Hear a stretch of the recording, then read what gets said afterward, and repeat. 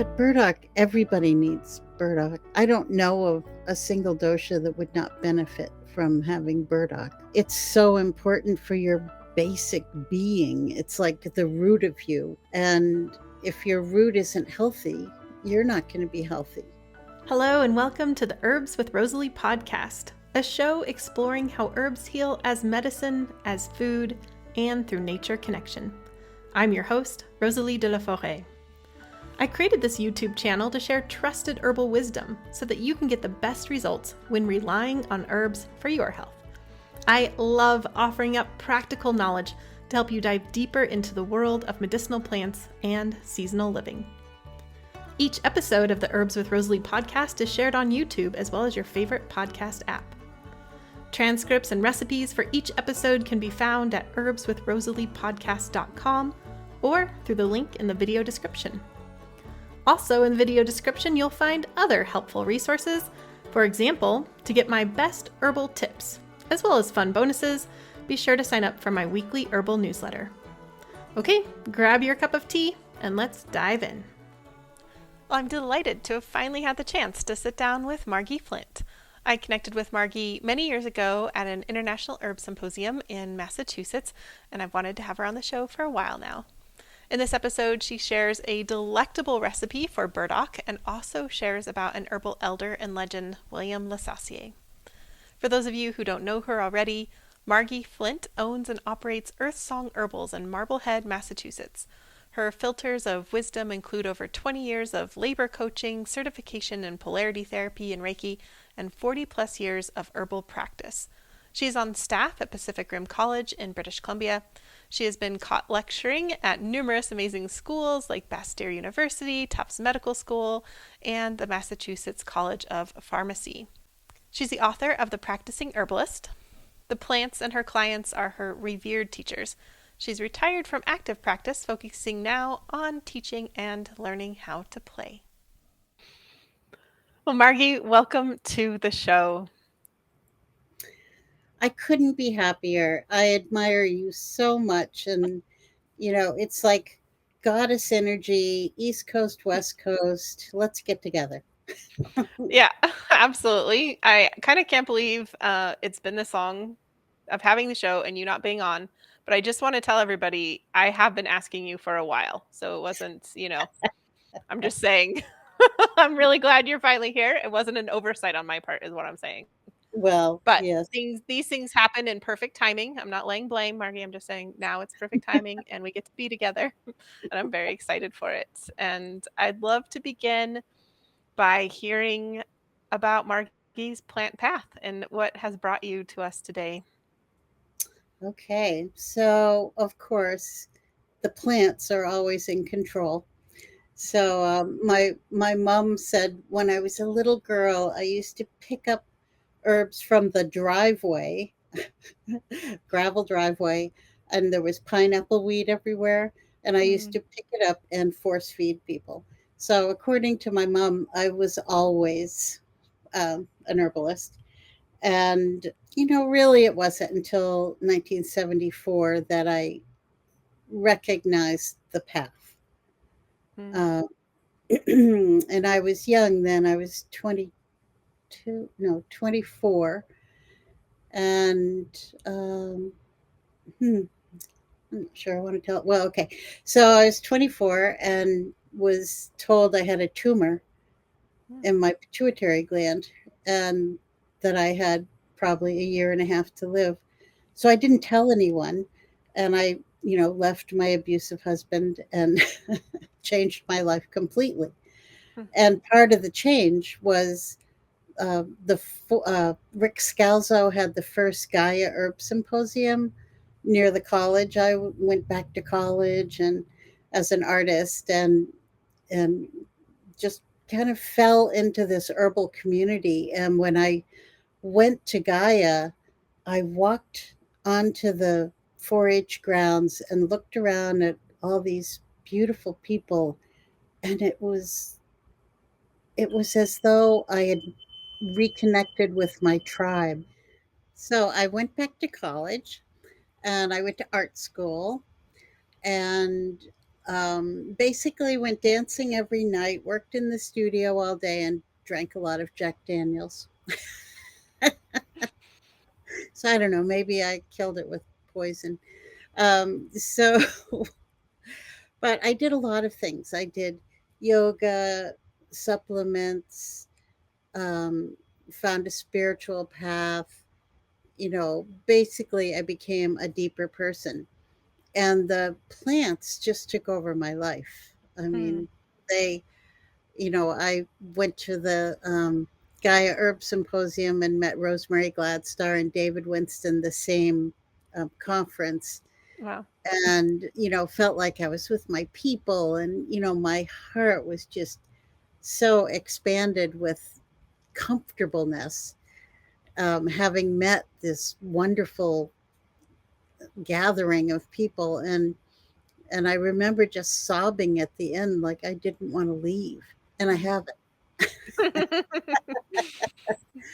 So herbs will have their way, and I do think I when I was teaching apprentice programs, I love to watch the every new person come in and then watch how the herbs would mold and shape and move and shift people's energy in and out of this relationship or that or whatever focus, because the herbs are so ancient and wise, and we're little toddlers that don't really know what we're doing, obviously. Mm, that's so true. I'm reading Braiding Sweetgrass right now by Oh Robin God. Wall Kimmerer for I think it's my seventh time, but I'm doing it for a book club, and we just read. Not that it's only in one chapter, but there's one chapter where she very much talks about that. And the plants being our teachers because we are so young and have so much to learn. We do. Yeah. Yeah, I do like the thought from Return of the Ancestors, where the wisdom keepers at the end of 10 days of gathering said, well, humans have taken the wrong path for so many years, but now coming into this new age, we have the opportunity to choose our next path Mm-hmm. consciously, because enough Mm-hmm. people have regained conscious, higher focus is needed, and there are enough people who are really wanting a more rich and delicious life, in the sense of richness being experiencing connection and love and appreciation for plants and each other and food and everything. Mm-hmm. Yeah, beautifully said, Margie. Thanks. So that was 1974 that you Mhm. went to the Gaia Earth Symposium, is that right? Yep. And I'd love to hear a few highlights, since then of like how for people who don't know you, what have you done in terms of like I mean, I'm trying not to be too leading since I know what Yeah. it is, but tell us a little about your herbal life, Margie. Yeah, a little bit about, well, um, I, I am not a goal setter. I never could quite do that part, but I was a listener.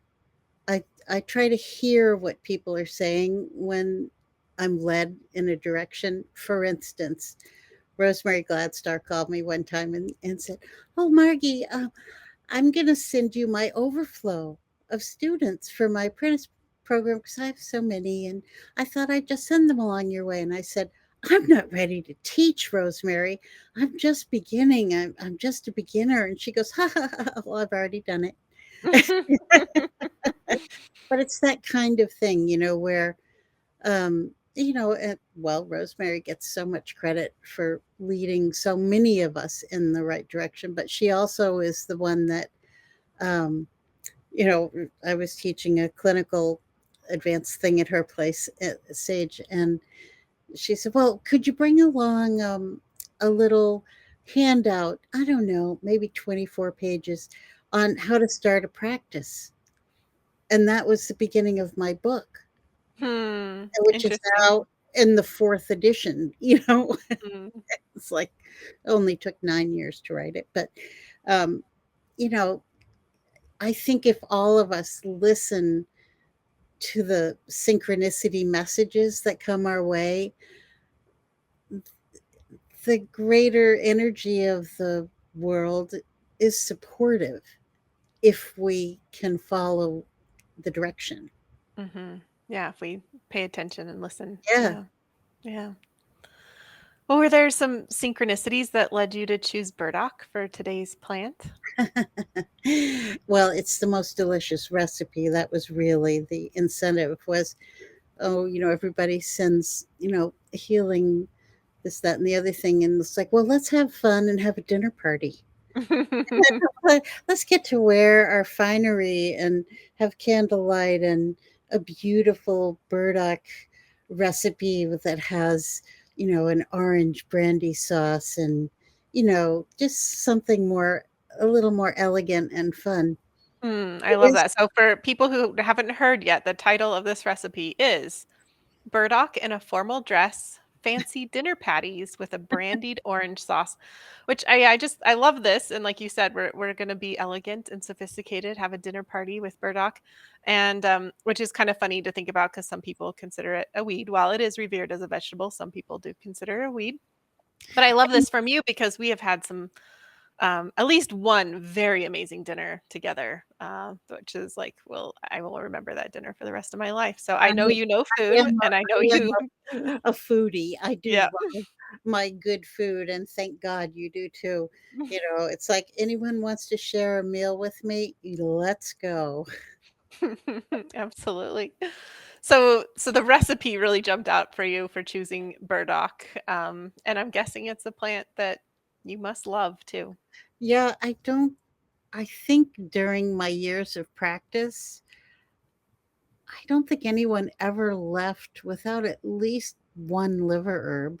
I mean, Mm, how can you get better with anything without a liver herb? mm, And it's delicious. mhm. Yeah. Yeah, the liver herb as a kind of a mainstay of the clinical practice is definitely a Yeah. um, classical approach in many different modalities because I learned Mm. it, through a more Chinese focused modality the first time. So yeah, it exists a lot. Yeah. So apart from the recipe, how do you like to work with burdock, both, medicinally for it seems like pleasure is a big one because it is delicious. Yeah. Tell me more, Margie. So when I see a person, you have to figure out their dosha first, really for compliance. So if you know who's sitting in front of you, you know how you need to approach giving them herbs. Because if you give them the wrong, like if you try to get a vata person to take herbs times a day, they'll never do that.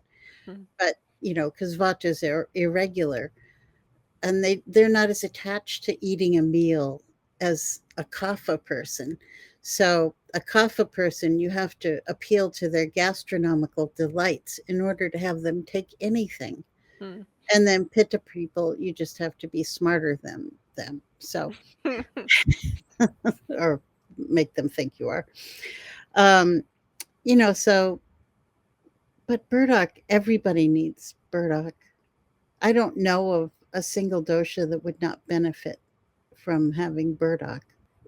Even if it's just the little antenna on the sushi, if you get a caterpillar roll, the little antennae are, burdock, Mhm. gobo. Mhm. Mhm. Yeah. Gobo, yes. Yeah. So why is that to you that everybody can benefit from burdock? Well, everybody has a liver, and the liver processes all your blood and hormones, and it's so important for your basic being. It's like the root of you. And if your root isn't healthy, you're not going to be healthy. Mhm. So if you need to process food better in any way, um, and goodness knows the world we're living in, we're assaulted with all kinds of pesticides and fertilizers. Even if we're organic, stuff gets in. Mhm. And, so a little extra burdock, liver love is wonderful. Good name would be liver love. Liver love. Yeah, yeah. So for your burdock is kind of like an answer to today's modern problems, common problems and issues and And even the olden days problems. I mean, I think I think burdock has been used through all time. Mhm. it's a basic food.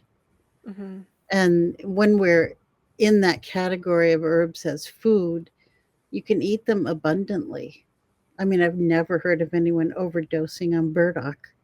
Hmm. You don't. So for I can be kind of sensitive to eating too much of it if it's a lot, just like gas Yeah. wise, because Uh, it's the so high in inulin, kind of like Jerusalem artichokes in a way. It can be. yeah. Jerusalem artichokes definitely have that effect on me, as Annie McIntyre says. It gives you that blast. But you're right in that it definitely is eaten abundantly and is Yeah. absolutely a food. Yeah, and Do you? you don't need a lot of burdock to have a lot of good effect. Hmm. That was my next question is, apart from food, how do you like to work with it? I often have it in tea combinations, Mm, like chicory and burdock and some roasted dandelion root, that sort of, you know, breakfast beverage that's rich and dark looking. There mhm. is no stuff substitute for coffee. I hate when people say that. Spoken like a true coffee lover. Hello, my name is Margie. Hmm. How much do you love harvesting your own burdock? I have harvested my own. I prefer to harvest it if it's grown in a barrel, Mm, because it's easier. You just knock the stays out of the barrel and, chop it off at the ground and it'll grow back another one. But, I live in Marblehead, and marble is the key word here. There's granite everywhere. So it's not easy to dig deep in the ground.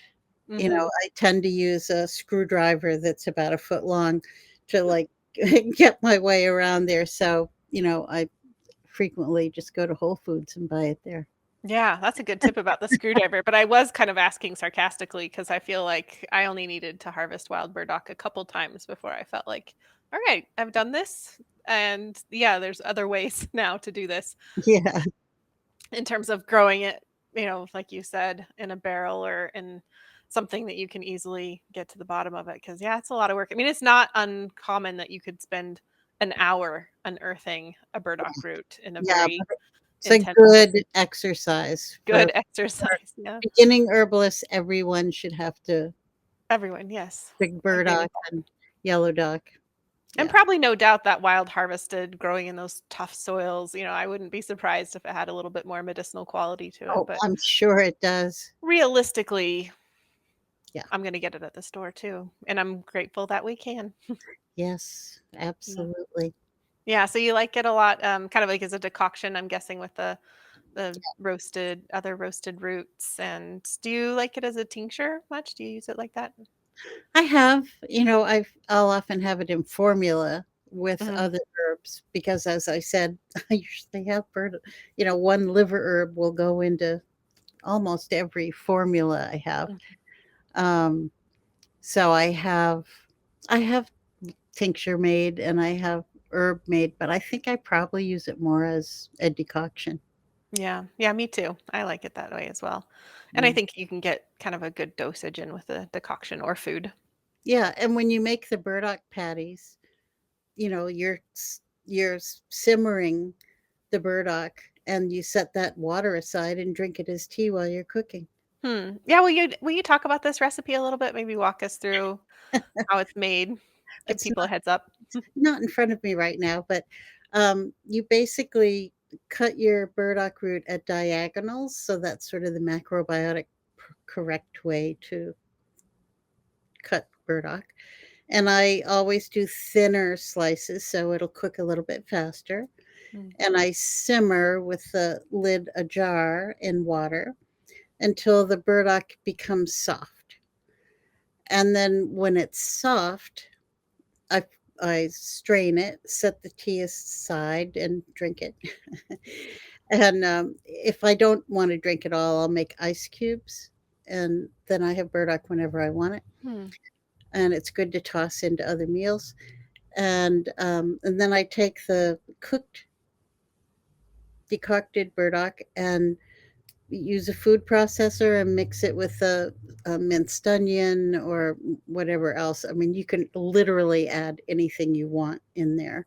You could, you know, add flavorings that were appealing to you, but I like the taste of burdock.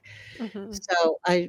So I have onions, and then I mix it up with an egg and some breadcrumbs of choice, depending on whether you can either even tolerate breadcrumbs. But some people use panko, and some people use sourdough, and some people use like coconut uh, chips instead of flour. But you need something that's going to bind it together.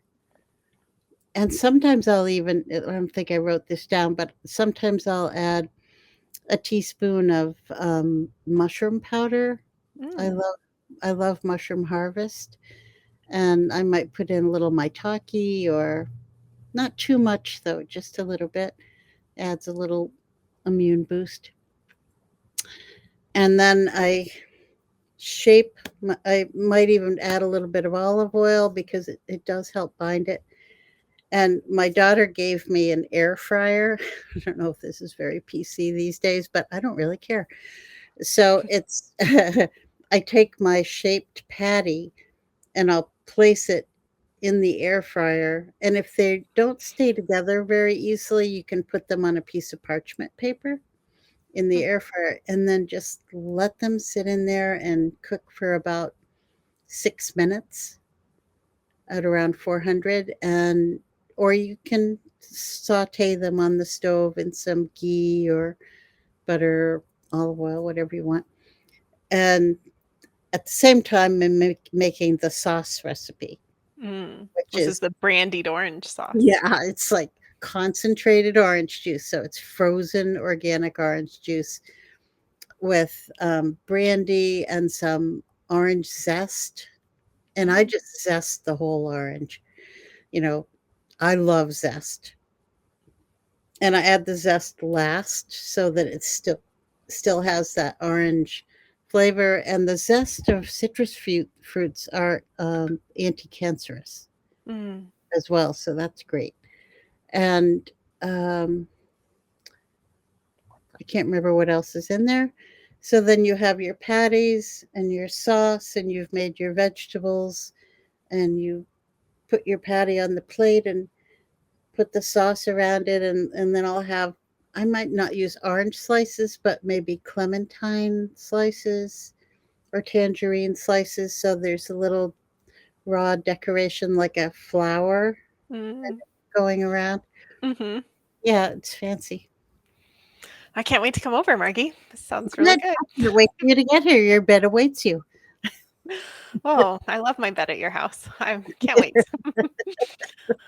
Well, that sounds absolutely delightful. Thank you so much for sharing this recipe with us. And for the listeners, you can download your copy of this beautifully illustrated recipe at herbswithrosaliePodcast.com. And I can't wait to hear what everyone thinks about this because it sounds absolutely delicious. And I can't wait to try it myself. Yes, and I'm open to improvements. All right, we'll hear different variations. Yeah.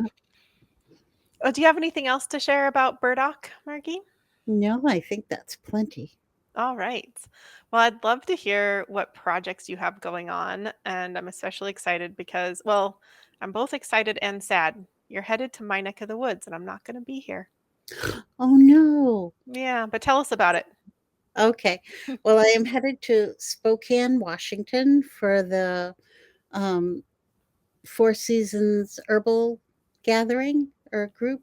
I think they're somehow associated with Herbalists Without Borders. Mm. And I'm doing a 2-day intensive on reading the body. And reading the body is what I learned from William LeSassier, who was my mentor and many people's mentor. And the teacher, really, the primary, I would say he's the herbalist who influenced the most herbalists in the 20th century. Hmm. And he did die about 20 years ago. And his daughter reached out to me months ago and asked if I would publish his unpublished books. He Wow. was a perfectionist Mhm. and absolutely brilliant I mean, as this material is uncovered, there are aspects of him I had no idea about. I mean, Wow. he's really a Renaissance man and beyond. I mean, Mm, he really, I think, channeled information in like a funnel into his head. And mm, then he would teach us. And most herbalists who, of my age anyway, will say he was a huge influence in their life. mm, And so his works have never been printed. And so the work arrived. So I said yes to Ona. I will publish the work. And it's a massive project, which requires a lot of volunteer work. So I I need lots of people who are able to either transcribe from type or can listen and write from audio tapes. I have 2 videotapes of when he taught for me, one on palpation and one on, the visual indications, which is what my book is based on. And, so we need all kinds of help with this, and it's about a 3-year project, which wow. is which is short, but, I think there are about 8 books. Wow. So That's going to it's be such a treasure. so exciting. As soon as I said I'm retiring and not seeing clients anymore, that's when this happened. It's like, "Oh, Wow. you're gonna work for the rest of your life." Margie, I'm wondering if you can tell us a little bit about reading the body because I think there's a lot of people who might not understand Mhm. exactly what that means. Okay. Every line you have, every color you have on your face, every blemish, if something comes or goes, or part of your nose changes shape, or your cheeks become hollow, you have a line that's, deep and puffing over, or little lines here. Everything has meaning and indicates which organ is being affected to create that line. Mm, So, as William would say, your face is an open book of your interior history, mhm, which is, it's a blessing and a curse because it's a blessing. You can help people, any client that comes to you, you can look at them and realize what's really going on. You don't even have to ask questions. You hmm, can, if I can look at their tongue, their face, and their fingernails, I could probably write down what they need. hmm, And it's a curse because you know everything about everybody's medical condition just saying hello. hmm, So, but I think it shaves years off working with somebody. You can get to the heart of the issue so much quicker and so much more efficiently mhm, if you're able to read who is sitting in front of you, and which of their organs is needing a little assistance. mhm. And so you're teaching that you said a 2-day class that's October 28th and 29th in Spokane, Washington. Yep, And then you're also going to be at Pacific Rim College in British Columbia, November 4th and 5th. yep, same class. Same class, okay. And you're stopping in at Bastille in Seattle as Yeah, well. in the middle, I'll stop Wednesday evening. I'll do a little lecture for Marty at the bookstore at Bastille. I love him, and so that'll just be very quick. Maybe an hour long lecture on generalities, Mm, and do a book signing and hang out with the Bastierites. lovely. And your book, The Practicing Herbalist, which is in its 4th edition, is a lot about reading the body and a lot about your own work through this, as well as what you've learned from William LeSassier. Yeah, Yeah. it has the book is really the intention of it was to help practitioners set up an office and practice and just give them sort of the tips that I wish I had had when I was a new herbalist, how to physically set up your office. What skills do you need? Accounting and bookkeeping, and a little bit on amino acids and enzymes and coenzymes. And, uh, you know, I tell a lot of stories. I believe in storytelling. Mhm. That's the best way I learn. So I talk about the some of the work I did with clients with cancer or Lyme disease, and I bring in the perspective of other practitioners because I do believe in being well rounded.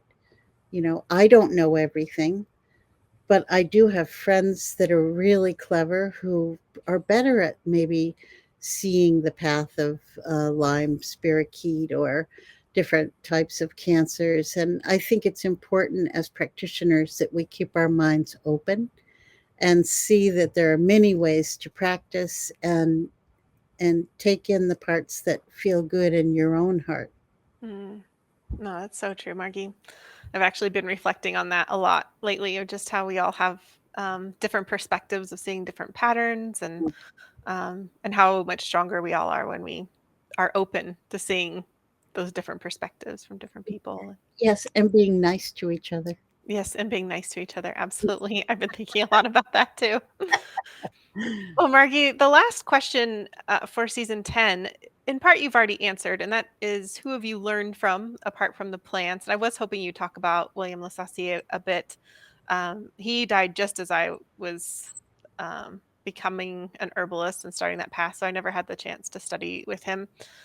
I'm kind of curious, like, what was it like? Did he's such a, for people who don't know him, it might just be a new name, but for those of us, there's quite the legend around him. And I'm wondering, like, he taught at herb conferences. How did you find out about him? How did you study with him? What was it like to study with him? Tell us about the legend, Margie. But I'll tell you how I met him, and then I'll go back. Okay. So I met him later in his life, and I met him at Green Nations gathering and sat in on one class with him, and it was mind blowing. I mean, I don't know if you've ever sat with one teacher and you just feel like everything they say enters into your cells and becomes one with you. And so I went to every single class he offered. And I remember one evening we were all hanging around, and he took my foot in his hand and he was giving me sort of a torturous foot massage, but he kept bending one toe back, and he essentially diagnosed every health condition that came over the next 40 years. Wow. I mean, it was amazing. Of Wow. course, I didn't know it then, but in retrospect, so I met him there, and then he fell off the grid. He disappeared for about 10 years. And he was a man of extremes, as many herbalists are, and he cleaned himself up. He got sober, and he did really dance with his demons Mhm. a lot, as many brilliant people do. And so he disappeared, and about 10 years later, Matt Wood was teaching an intensive with me over a year, and he said, "Boy, I'd really like to have William LeSassier's facial diagnosis chart, which should be in everyone's bathroom." And I said, "I think I have his phone number from 10 years before." So I pulled, always date your notebooks. So I pulled that notebook out, found the phone number, picked up the phone and called him, and he answered the phone. It was like talking to God. You know? And I said, "Oh my God, it, I, kn- I was like a schoolgirl, And I said, "Oh, I'd love to have your chart for my classes." And he said, "Well, darling," he had a Virginia accent. "Well, darling, would you like me to teach at your school?" And I said, "Yes." And at that moment, knew I would organize a conference, have him come and teach, and give him every penny to bribe him to teach more, Hmm. and handed him $4,000 when he came to teach. He's like, "You got to be kidding! That all this?" I said, "Yes, I want you to teach more." He said, "Okay." So he taught 2 more times, and then he died. Oh, really? Wow, that short of a time frame. He had cirrhosis of the liver. He had Mm. hepatitis C, and he had years of alcoholism behind him. Mm. Um, so that's how I knew him. And but the stories, for instance, the first year he was going to teach here, a friend called up and said, "You're having William LeSassier for the weekend at your house? And you live alone? I think you better have somebody else there. He's a bit of a scamp." And I was, Wow. oh my God. Nothing ever happened. He was a perfect gentleman every minute he was here. But he did have a reputation that preceded him. And, I have pictures of him in little shorts teaching, and he was drop dead gorgeous. So, it's a good thing I didn't know him then. Margie. But he began teaching and traveling and studying herbs intently when he was 16 years old. Hmm. He grew up in Lubbock, Texas, and just headed off across the country and went from one coast to the other. He had an herb shop in Taos, New Mexico, and he had a place in New York City, and he went to South America and studied Huna, the healing medicines of Hawaii.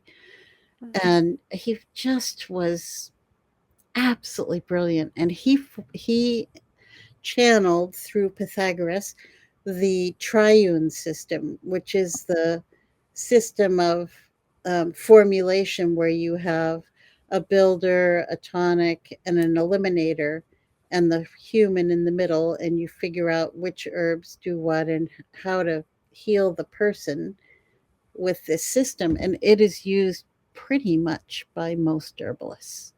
Yeah, I remember that was a big part. I hope I'm remembering this correctly, but of my studies with David Winston, that was the Yes, triune formula. exactly. Yeah. Yeah, Yeah. yeah.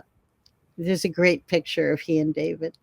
Yeah. Hmm. There are not a lot of photographs of William. I would love if anyone has photographs, please send them to me in high digital files. Yeah, well, thank you so much, Margie, for coming, for sharing this amazing recipe, and for, yeah, just all that you shared about William LeSassier as well. And I am truly bummed that I'm not going to be here. I'm going to be in Mexico while you are here in my neck of the woods. So I'm very Oh, sad about where's my that. little violin? But Poor for everybody else, I know, but for everybody else who's here, kid. you definitely want to check out Margie in Spokane, the 28th and 29th, and British Columbia, the 4th and 5th of November, and Bastyr in between. Yeah, All right. wonderful. I hope I Well, see so lovely to connect with you, Margie. Thanks again for being on the show. you.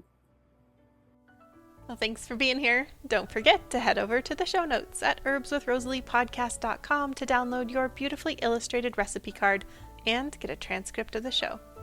There, you'll also be able to sign up for my weekly newsletter, which is the best way to stay in touch with me. You can also visit Margie directly at earthsongherbals.com. If you'd like more herbal episodes to come your way, then one of the best ways to support this podcast is by subscribing on YouTube or your favorite podcast app. I deeply believe that this world needs more herbalists and plant-centered folks, and I'm so glad that you're here as part of this herbal community. Also, a big round of thanks to the people all over the world who make this podcast happen week to week. Nicole Paul is the project manager who oversees the whole operation, from guest outreach to writing show notes to actually uploading each episode and so many other things I don't even know. She really holds this whole thing together. Francesca is our fabulous video and audio editor. She not only makes listening more pleasant, she also adds beauty to the YouTube videos with plant images and video overlays. Tatiana Rusikova is the botanical illustrator who creates gorgeous plant and recipe illustrations for us. I love them. I know that you do too. Christy edits the recipe cards, and then Jenny creates them as well as the thumbnail images for YouTube. Michelle is the tech wizard behind the scenes, and Karen is our student services coordinator and customer support. For those of you who like to read along, Jennifer is who creates the transcripts each week.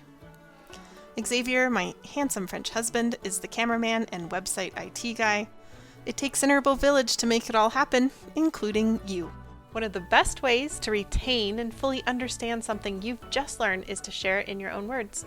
With that in mind, I invite you to share your takeaways with me and the entire Herbs with Rosalee community. You can leave comments on my YouTube channel, on the herbswithrosalee.podcast.com show notes page, or simply hit reply to my Wednesday email. I read every comment that comes in, and I'm excited to hear your herbal thoughts about burdock and this delicious and fancy recipe. Okay, you've lasted to the very end of the show, which means you get a gold star and this herbal tidbit. Well, burdock root is well known for its ability to support the liver and work as an overall alterative herb. And it's a beloved herb for herbalists. And by the way, if you haven't already listened in, check out my interview with Salima about burdock, where she shares another lovely burdock recipe, liver love hot chocolate. So yes, we love burdock roots. But what about those leaves? Well, in an article published in June of 2023 in Advanced Biology, researchers announced they were exploring the possibility of the leaves being a component in the treatment of Alzheimer's disease. They're in the early stages of this research, and I look forward to seeing their findings. Here's to burdock.